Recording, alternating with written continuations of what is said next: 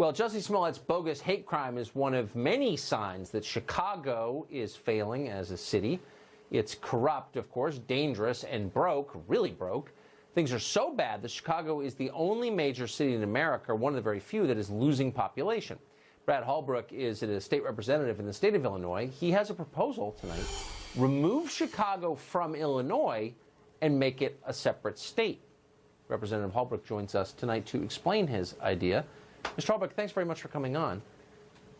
Thanks for having me, Tucker. Appreciate it.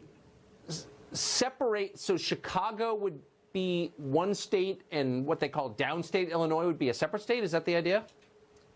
Right. So basically the resolution calls for Congress to separate or make Chicago the 51st state, but really the movement is to find what counties that are interested in forming a new Illinois. Hopefully 101 of those counties would become the new Illinois. I mean, part of the reason, the impetus for this has got to be financial. I mean, nobody wants to be saddled with the debt, the really unresolvable debt problems that Chicago has. I assume that's part of this, right? Well, yeah. I mean, you know, Chicago's drowning in debt. They're drowning in unfunded pension liabilities. Illinois is the same. You know, there's $250 billion by some estimates of unfunded pension liabilities, and it continues to grow every day.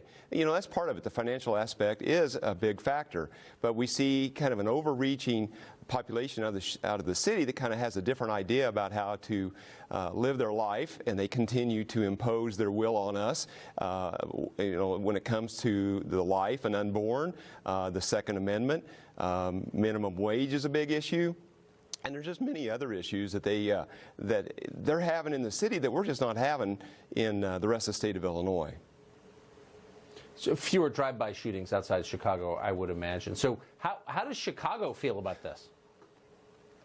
Well, there's folks in Chicago. I get email and phone calls every day. They say, hey, we live in Chicago. We live in Cook County. We're with you. We do get some folks that call or email and say it's a bad idea. They be careful what we wish for. But we're getting way more positive email comments, social media comments, way more positive than the negative. I mean, Chicago as a state, what would that look like? Would that be the most dysfunctional state out of 51? Some might say that. Some might say that. You know what? I like your reticence, your subtlety. You're obviously not from Chicago. Representative, thank you very much. Good to see you tonight. Thank you.